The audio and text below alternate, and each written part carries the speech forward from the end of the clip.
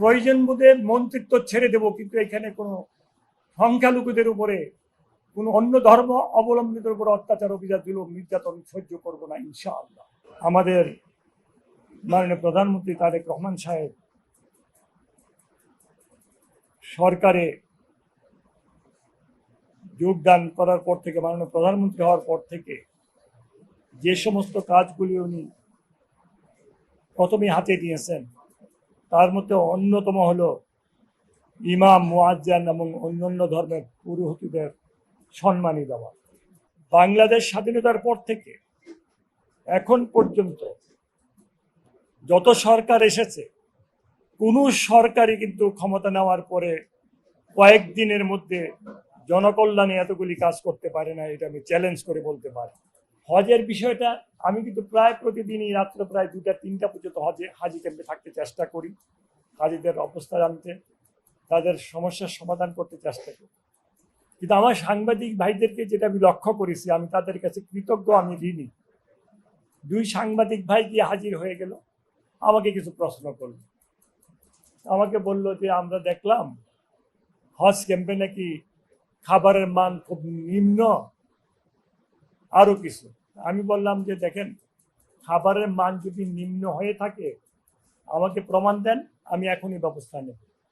ওনারা ঘুরে টুরে এসে আমাকে বলল, না, পর্যটন কর্পোরেশন তো খাবারের ব্যবস্থা করেছে, ওদের মান খুবই ভালো, এবং মাননীয় প্রধানমন্ত্রীর নির্দেশে তারা খাবারের দামও কম করেছে। আমি একটা জিনিসই বুঝি, আল্লাহ যা চান তাই হয়, আল্লাহ চাওয়ার বাইরে কিচ্ছু হয় না। এটা আমি বিশ্বাস করি, এটা আমি লালন করি। আমরা পৃথিবীর কোনো জ্যোতিষ, পৃথিবীর কোনো গোয়েন্দা সংস্থা চিন্তা করতে পারে নাই, ভবিষ্যৎবাণী করতে পারে নাই যে আওয়ামী লীগ সরকার এইভাবে বিদায় নেবে। আল্লাহ যা চায় তাই হয়। আমার একটাই অনুরোধ থাকবে, আপনারা গ্রামে গঞ্জে যাদের আপনাদের বন্ধু বান্ধব সাংবাদিক আছে, ওনাদেরকে বলতে হবে গ্রামে গঞ্জে খবর নেই, গ্রামে গঞ্জের অবস্থা কিন্তু ভালো নয়। মদ, জুয়া, ফেন্সিডিলি কিন্তু অতীতের আমলে যেইভাবে সম্রাট হিসাবে তাদের স্থান দখল করে নিয়েছিল, তাদেরকে কিন্তু এখনো উৎখাত করা যায় না। তারা এখনো সম্রাট হিসেবে আছে, মাদক সম্রাট, ফেন্সিডিল সম্রাট, হিরোইন সম্রাট। তারা অনেক ধরা ছোঁয়ার বাইরে। প্রিমি ওয়ার্ড্রোব, গুছিয়ে ফেলুন জীবনটাকে।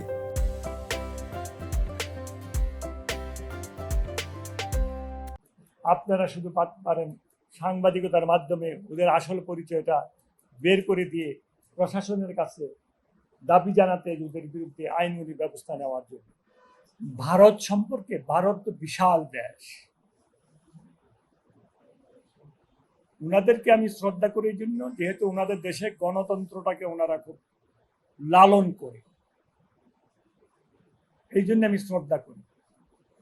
তবে মনের থেকে আরো বেশি শ্রদ্ধা করব ওনারা যদি ওই দেশের সংখ্যালঘুদের ওনাদের আপন করে নেয়, নিরাপত্তা দেয়, এবং ওনাদের জনগণের একটা অংশ হিসাবে মনে করে সমস্ত ব্যবস্থা নেয়। তবে আমি একটা কথা বলি, বাংলাদেশে ভারতে কি ঘটছে এটা বড় জিনিস নয়। বাংলাদেশে ভারতে ঘটছে বলে বাংলাদেশে ঘটবে এমনটা হতে দেওয়া হবে না।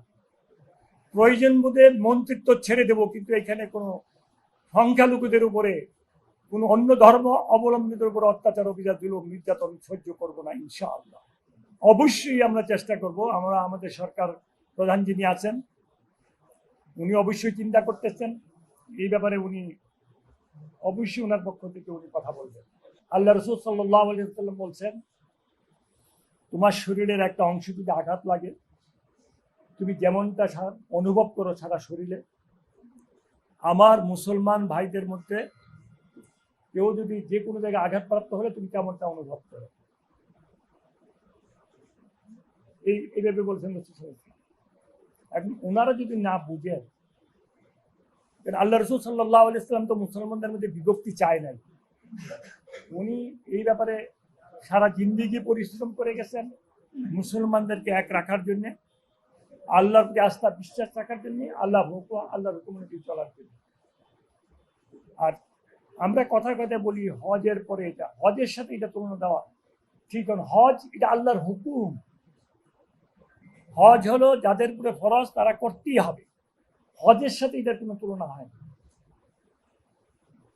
এখানে দুই পক্ষ যদি তারা যদি মিলে চলে আমি খুব খুশি হব, আগের মতো অবস্থানে যদি চলে আমি খুব খুশি হব, কিন্তু এটা ওনাদেরকেই সিদ্ধান্ত নিতে হবে ওনারা কি করবেন। মৌতের মালিক আমার আল্লাহ। এই পর্যন্ত পৃথিবীর কোনো বুদ্ধিজীবী যারা আবিষ্কারক তারা তাদের মৃত্যু সম্পর্কে কিন্তু কেউ বলতে পারে না যে আমি এত তারিখে মারা যাব। হায়াত মৌতের মালিক একমাত্র আল্লাহ। আর আল্লাহ নিজে ঘোষণা দিয়েছেন হাজিরা হজ করতে গেলে তারা আমার মেহমান, আল্লাহর মেহমান। যেহেতু ওনারা আল্লাহর মেহমান, ইনশাআল্লাহ আল্লাহ ওনাদেরকে হেফাজত করবেন। এবং লক্ষ্য করতে পারছেন যুদ্ধের দামাবা অনেকটা কমে আসছে এবং অনেকেই অনেক নিম্ন স্বরে কথা বলতেছে। আল্লাহ যা চান তাই হয়। দোয়া করেন আল্লাহ পাক যেন আমাদের হাজিদেরকে সুন্দরভাবে হজ সম্পন্ন করে দেশের মাটিতে ফিরে আনেন, এই দোয়া করেন।